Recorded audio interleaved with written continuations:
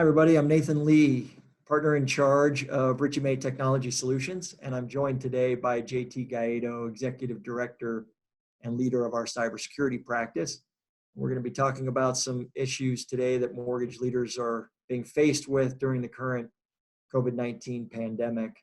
We're going to touch specifically today on some considerations and recommendations around remote working. And so we're excited to have you today, JT. Thanks for joining. Well, thanks for having me. It's great to be here. Thank you. So first, I want to talk about when considering a remote working strategy for an organization, what individuals within a company should be involved and should be part of that discussion? No, it's an excellent question. And one that quite frankly, I think comes up on a frequent basis. And it's obvious, I think, for organizations that have CIOs or CTOs or IT directors that those individuals would be involved because there's an element of technology there. There's some hardware, there's software, and there's different security controls that they need to take into account. But there's other individuals in the company as well that should have a seat at the table, including your CFO, because there can be some significant costs involved with adopting some of these remote workforce technologies. As well as working with the CEO and the COO, because that also might drive some tremendous changes around business operation and business procedures.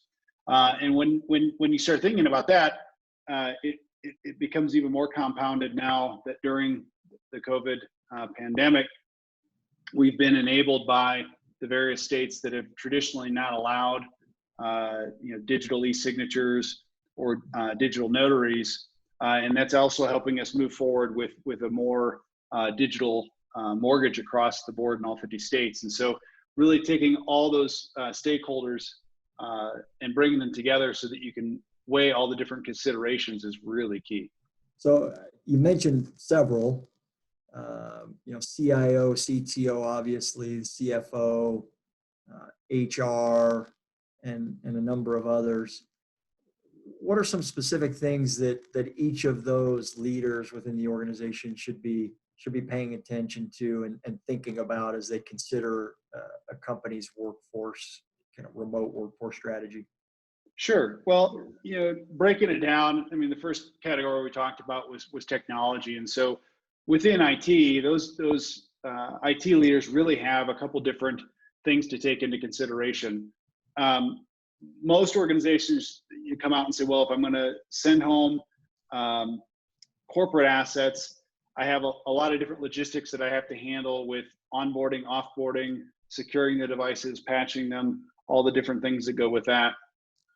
And so a lot of companies start looking at virtual desktops, and there's a variety of different acronyms for that. It could be VDI, it could be DAS.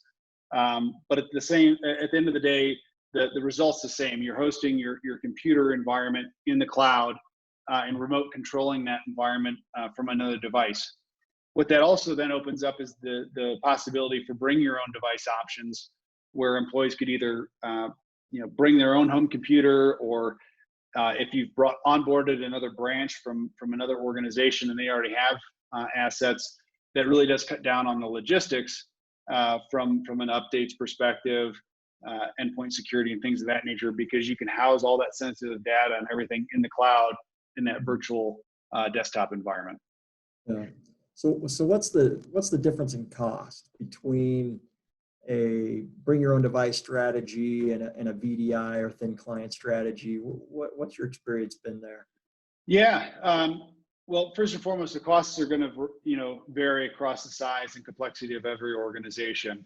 But in general, what you end up seeing is that the bring your own device strategy coupled with VDI can actually save organizations cost, especially over a 5-year term, because the total cost of ownership drops when you take into account you don't have to do the maintenance on the hardware. You don't have someone dropping a laptop, walking through an airport or walking through a mass transit terminal or anything like that.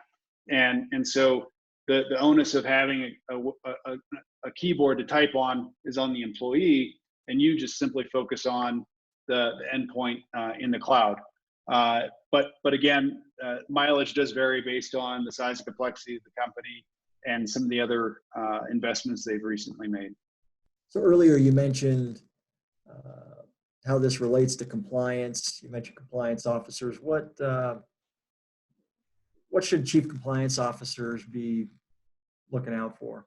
Sure. Well, I'll always say this because our lawyer friends say that. I'm not a lawyer. I don't play one on TV.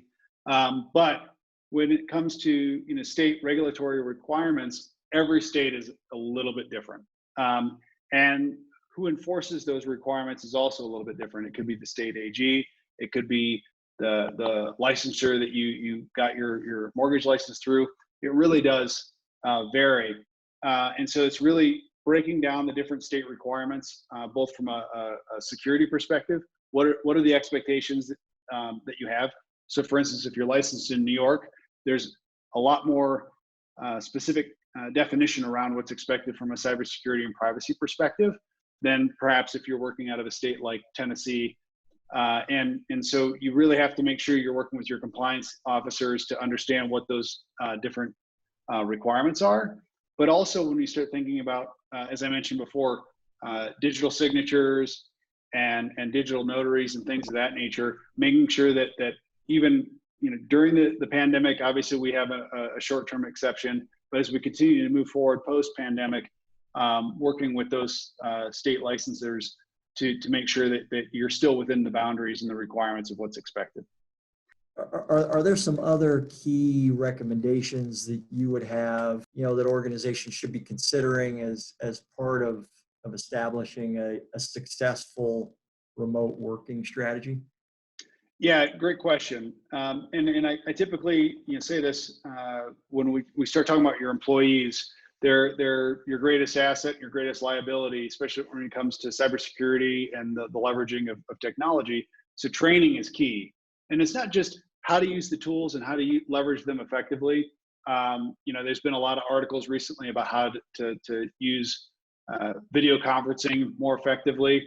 But when you start really looking about what's acceptable use, if you're going to use a corporate asset outside of the organization, is it okay for a child to use that when you're not working? Are you allowing them to install software on that corporate asset when such as a video game or some other thing that they want to do to pass the time when they're not working? Now there's obviously a lot of compromise that comes with that. Or is it, if I'm in a true VDI environment, I don't care what's on the endpoint. You're going to log into this virtual terminal. The data is all going to sit there. But while you're working in that virtual terminal, we still have email filtering, we have internet filtering, and some of the other things there from an acceptable use perspective. And so it's really setting the expectations for your employees and letting them know what controls are in place and why that really moves the needle. Any closing thoughts that you would have for mortgage leaders, JT? Any closing recommendations? Well, it's not as simple as flipping a switch. I mean, I think that's the biggest piece that I'd really like to emphasize to folks, in that you have to have a methodic, thought out plan that has talked to the different business stakeholders and making sure that you have all those things and considerations put together so that you can really fully understand what your remote workforce costs are going to be. Because I think a lot of folks think that it's as simple as buying a cloud hosted VDI for $39 a month and they're done. And there's a lot of other things that go into that from a compliance and security perspective that can add costs above and beyond that aren't factored in just on the surface. And so that's really where I think a lot of folks need to make sure that they're getting all the different business requirements up front before solutioning a path forward. Thank you, JT. Those are all great thoughts and recommendations that mortgage leaders should be considering during these challenging times and during a time when so many of us are working remotely. So really appreciate you taking the time today. Thank you for watching our video. Be sure to reach out if there are any questions that you have or challenges that you're facing from a cybersecurity standpoint. JT and the team are happy to answer questions and to help you operate as efficiently as possible during this pandemic and afterwards. So thank you again.